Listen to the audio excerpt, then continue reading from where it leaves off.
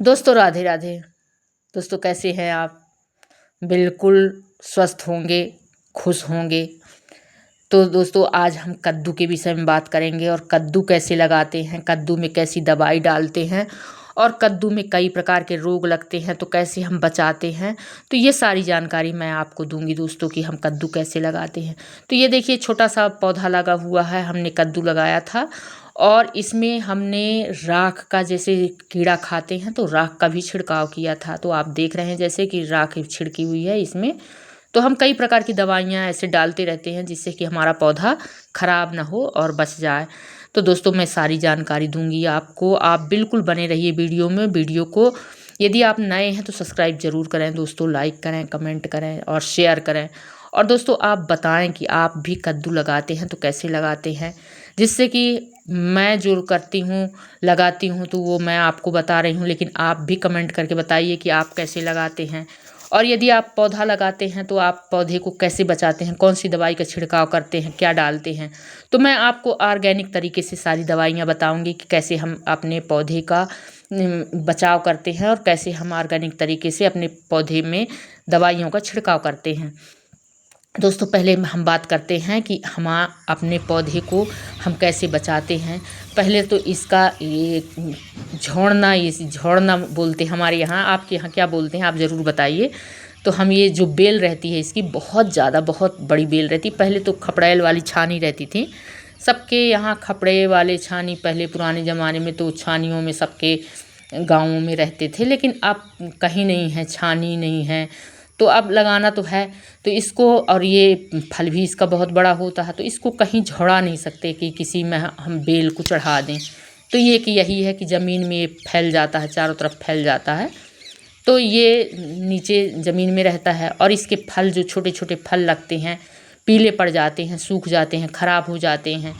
तो इस कारण से हम फल जो पूरी सब्जी जो है मिल नहीं पाती है और पूरे इसके मर जाते हैं। तो हम ये सारी जानकारी आपको देंगे दोस्तों कि क्यों ये मरते हैं, क्यों ख़राब हो जाते हैं, कैसे हम इसका देख रेख करें जिससे हमारे पौधे में जो भी फल लगें तो सारे फल हमको बच जाएं। तो दोस्तों सबसे पहला प्रथम रहता है इसका पानी का, कि पानी का इसका बिल्कुल, यदि आप गर्मी के समय में लगाए हैं तो इसमें पानी तो नियमित रूप से इसमें पानी ज़रूरी है, नमी बनी रहे। और नहीं ये इसका पत्ता और पेड़ पौधा जो है तो पूरा सूख जाता है। तो इस कारण से, और पानी के साथ में इसमें धूप, क्योंकि धूप रहती है तो ये एक ऐसा पौधा है जो आप 12 महीना इसको लगा सकते हैं और खा सकते हैं। क्योंकि गर्मी में भी लगाते हैं तो गर्मी में भी सब्जी फलती है ये, और इसमें बरसात में भी आप लगा के और इसको खा सकते हैं। दोस्तों ये हम अपने घर में तो लगाते हैं लेकिन इसमें कीट बहुत बहुत कई प्रकार के कीट लगते हैं।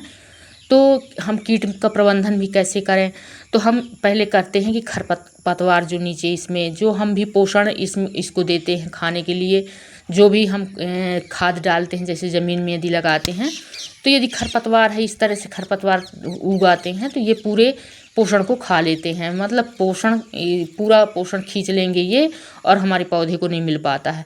तो हम इनके जो खरपतवार हैं इनको हटाना है, इनको हटा देना चाहिए। क्योंकि मैं तो ये पूरा जो रहता है ना, जहाँ गोबर इकट्ठा करते हैं, खाद डालते हैं, मैं उसी में इसके बीज लगाई थी और उसी में पूरा ये फैला दी हूँ।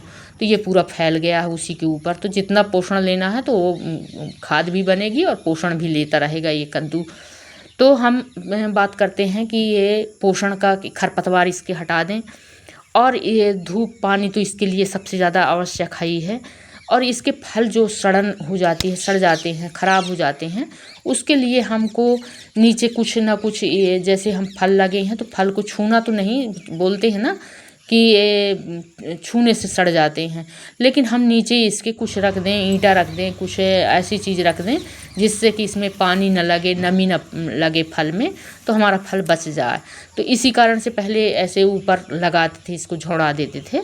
तो इस तरह से हम अपने फल को, जो भी हमारी सब्जी लगती है कद्दू, क्योंकि बड़ा होता है कद्दू और बढ़ता भी है, तो इसको हम नीचे कुछ ऐसा रख दें नीचे कि वो ज़मीन से टच ना हो।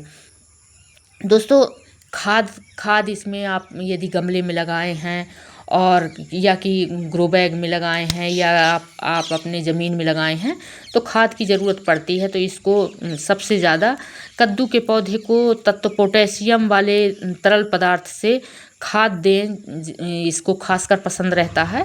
तो हम पोटेशियम जिसमें ज़्यादा मात्रा में हो वही खाद हम इसमें ज़्यादा दें इसको। और ये गोबर की खाद, वर्मी कंपोस्ट, ये तो है ही है, ये तो इसमें तो सभी रहते हैं, सभी तत्व पाए जाते हैं। तो आप इसका इस्तेमाल कर सकते हैं, इसको दे सकते हैं दोस्तों। अब बात आती है इसके कीट नियंत्रण की। तो हम कीट नियंत्रण के लिए इसमें कई प्रकार के ऑर्गेनिक तरीके से हम बना के और इसका हम रख रखाव करें, इसका निरीक्षण करते रहें कि इसमें कौन से कीड़े लग रहे हैं। एक ये उड़ने वाला कीड़ा रहता है जो पत्ते को बिल्कुल जला देता है, ऐसा लगता है कि पत्ता हमारा जल गया है। तो ऐसे हमको कीट नियंत्रण के लिए देखना पड़ता है कि हमारा पौधा कहीं पत्ते खराब तो नहीं हो रहे, कोई कीट इसमें लग तो नहीं रहा है। तो हम इसको जैविक जो भी अपने पास है तो जैविक तरीके से हम बना के और इसका कीटनाशक का हम उपयोग कर सकते हैं। तो सबसे पहला होता है कि हम नीम की पत्ती है दोस्तों, और मदार है।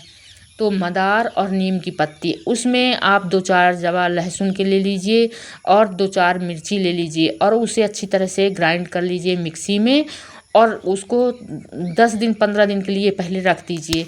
और फिर उसको आप यदि आप मतलब 1 गिलास यदि आप उसको डाले हैं तो उसमें 10 गिलास पानी मिला लीजिए। तो वो आप छिड़काव करेंगे तो कीट क्या होता है कि कीट उसमें से नहीं लगते हैं। तो दोस्तों पत्ते खाने के लिए, फूल खाने के लिए तो कीट आते हैं। तो यदि उसमें आप 2-4 दिन में डालते रहेंगे तो कीट जो है वो खिंचाव नहीं होगा कीट का और आपके पौधे तक नहीं पहुँचेंगे। आपके कद्दू को भी नुकसान पहुँचाते हैं और आपके पौधे को भी, बेल को भी नुकसान पहुँचाते हैं।